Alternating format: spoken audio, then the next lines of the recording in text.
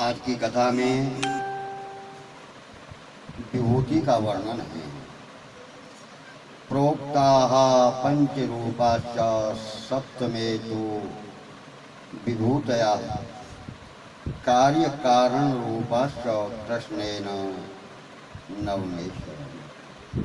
दशमे भक्तिभावाभ्यां सारमुख्यादिभिश्च वै स्वीयाः प्रभावरूपेण प्रोक्ताः पंचदशेतः। भगवान ने साधक के अन्य भाव यानी परमात्मा के सिवा अन्य कुछ भी भाव न हो,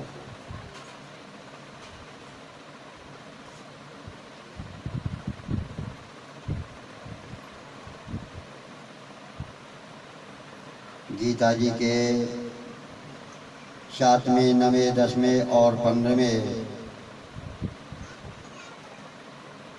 इन 4 अध्यायों में अपनी विभूतियों का वर्णन किया।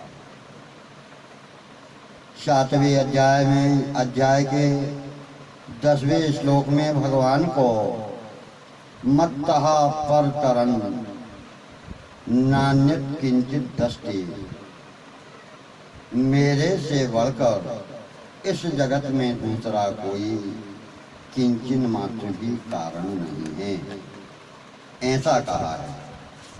और उसके बाद 8वें श्लोक से 12वें श्लोक तक कारण रूप से अपनी 17 विभूतियों का वर्णन किया। कारण रूप से इन विभूतियां को बताने का तात्पर्य यह है कि कार्य में तो गुणों की भिन्नता होती है,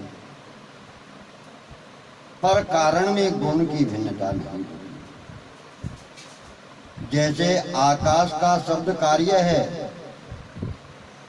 और शब्द वर्णात्मक यानी वर्णों से बना हुआ है, और ध्वन्यात्मक यानी ध्वनि रूप में होता है। तो कई तरह से शब्द होता है, परंतु कारण रूप से आकाश एक ही है। आकाश में अलग अलग ध्वनि के लिए कोई अलग अलग व्यवस्था नहीं। ऐसे ही परमात्मा का कार्य संसार है, और परमात्मा संसार को उत्पन्न करने का प्रमुख कारण है।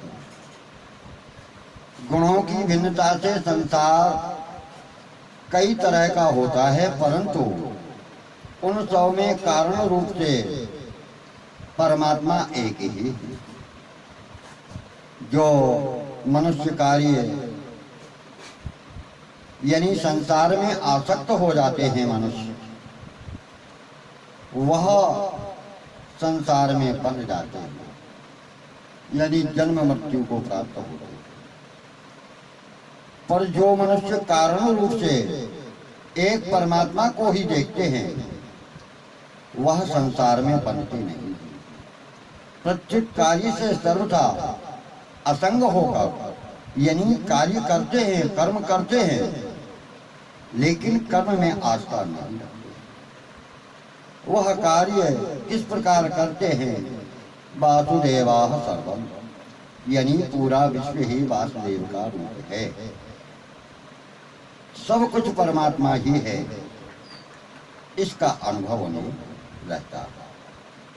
9वें अध्याय के 16वें श्लोक से 19वें श्लोक तक भगवान ने कार्य कारण रूप से अपनी 37 विभूतियों का वर्णन किया। तात्पर्य यह है कि कार्य कारण, सत्य असत्य, नित्य अनित्य, सार असार आदि जो कुछ भी है, वह सब परमात्मा की। परमात्मा के सिवा दूसरा कोई है ही नहीं।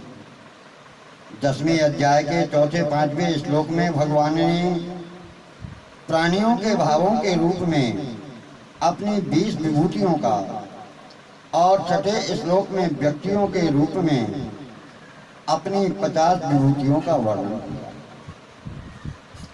फिर अर्जुन के मैं आपका कहाँ कहाँ चिंतन करूं, इस प्रश्न के उत्तर में भगवान ने 20वें श्लोक से 38वें श्लोक तक मुख्य रूप से तथा अधिपति रूप से अपनी 81 विभूतियों का वर्णन किया। फिर 39वें श्लोक में सार रूप से अपनी एक विभूति का वर्णन किया। तात्पर्य यह है कि संसार में भाव, व्यक्ति, मुख्य, अधिपति और सार रूप से जो कुछ भी है वह सब भगवान ही है। 15वें अध्याय के 12वें श्लोक से 15वें श्लोक तक भगवान ने प्रभाव रूप से अपनी 13 विभूतियों का वर्णन किया। तात्पर्य यह है कि जिस किसी में जो कुछ भी प्रभाव है, जिस किसी में जो कुछ भी महत्व है, जो भी तेज जिसमें दिखता है वह सब भगवान का ही है, व्यक्ति आदि का कुछ भी नहीं। इस प्रकार भगवान ने इन चारों अध्यायों में कुल मिलाकर अपनी 194 विभूतियों का वर्णन किया है। इन सब विभूतियों का तात्पर्य यह है कि वास्तव में सब कुछ एक भगवान ही हैं। अतः साधक का जिस किसी वस्तु, व्यक्ति आदि में अधिक भाव हो जाता है, यानी खिंचाव हो जाता है, लगाव हो जाता है, उसमें वह भगवान का ही चिंतन करे। अब विभूति वर्णन का उद्देश्य क्या है? मनुष्यों का प्रायः यह स्वभाव होता है कि वे किसी वस्तु, व्यक्ति, परिस्थिति, घटना आदि की विशेषता, महत्ता, प्रभाव, सुंदरता आदि को देखकर उसमें आकृष्ट होते हैं। उनमें उसको देख करके उस वस्तु में उनका खिंचाव होता है, लगाव होता है। वास्तव में संसार में जो कुछ विशेषता आदि दिखाई देती है वह संसार की है ही नहीं, कारण कि जो संसार एक क्षण भी स्थिर नहीं रहता, ऐसे क्षणभंगुर संसार की विशेषता हो ही नहीं सकती।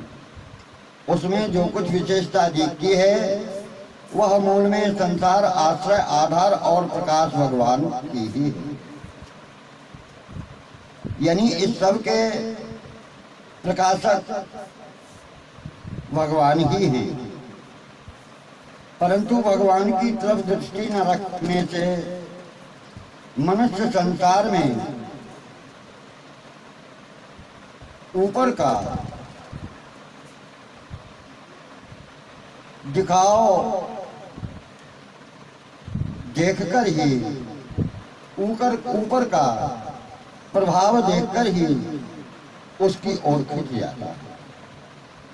केवल ऊपर के प्रभाव को देखकर आकृष्ट हो जाना और उसके मूल कारण को न देखना, यह पशुओं की प्रवृत्ति होती है, मनुष्य की नहीं। मनुष्य विवेक प्रधान है, अतः उसको तात्कालिक दिखने वाली संसार की विशेषता को महत्व देकर उसमें आकृष्ट नहीं होना चाहिए। अगर मनुष्य बिना विचार किए ही उसमें आकृष्ट हो जाता है तो उसमें विवेक विचार की प्रधानता ही कहाँ रही। इसलिए मनुष्य को संसार की मानी हुई महत्ता से अपना मन हटा करके भगवान की वास्तविक महत्ता में लगाना चाहिए। मनुष्य मात्र का मन अपनी ओर आकृष्ट करने के लिए भगवान ने अपनी विभूतियों का वर्णन किया है। गीता जी में भगवान ने अपनी जिन मुख्य विभूतियों का वर्णन किया है उन सब में जो कुछ भी विशेषता देखने में आती है वह सब भगवान को लेकर ही है। अतः संसार में जहाँ कहीं किंचन मात्र भी विशेषता दिखाई देती है, उस विशेषता को लेकर के साधक को स्वतः ही भगवान का चिंतन करना चाहिए। उस विशेषता की ओर आकृष्ट नहीं होना चाहिए। संसार की विशेषता को मानने से जहाँ संसार का चिंतन होता है, वहाँ उस विशेषता को भगवान की ही मानने से वह चिंतन भगवान के चिंतन परिणत हो जाता है, बदल जाता है। अर्थात वहाँ भगवान का ही चिंतन होने लगता है। साधक को चाहिए कि गीता में जिन विभूतियों का वर्णन हुआ है, वे विभूतियाँ किन कारणों से प्रमुख हैं, इनमें क्या क्या विलक्षणताएं विशेषताएं हैं, इनके विषय में किस किस ग्रंथ में क्या क्या लिखा है, इस तरफ वृत्ति न लगाकर ऐसा विचार करे कि इनका मूल क्या है, ये कहाँ से प्रकट हुई हैं। इस तरह की अपनी वृत्तियों का प्रवाह इन वृत्तियों की तरफ न होकर इनके मूल भगवान की तरफ ही होना चाहिए। मनुष्य की वृत्तियों का प्रवाह अपनी तरफ करने के लिए ही भगवान ने विभूतियों का वर्णन किया। 10वें अध्याय के 41वें श्लोक में अर्जुन की जिज्ञासा क्या थी? 10वें अध्याय के 17वें श्लोक में अतः ये विभूतियां भगवान का चिंतन करने के लिए ही हैं। इन विभूतियों में विलक्षणता दिखे अथवा न दिखे, इनको जाने अथवा न जाने, फिर भी इनमें भगवान का चिंतन होना चाहिए। तात्पर्य यह है कि भगवान का उद्देश्य विभूतियों का वर्णन करने का नहीं, प्रत्युत अपना चिंतन कराने का है। चिंतन कराने का उद्देश्य है साधक मेरे को तत्व से ज्ञान से जाने और उसकी मेरे में दृढ़ यानी मजबूत भक्ति हो जाए।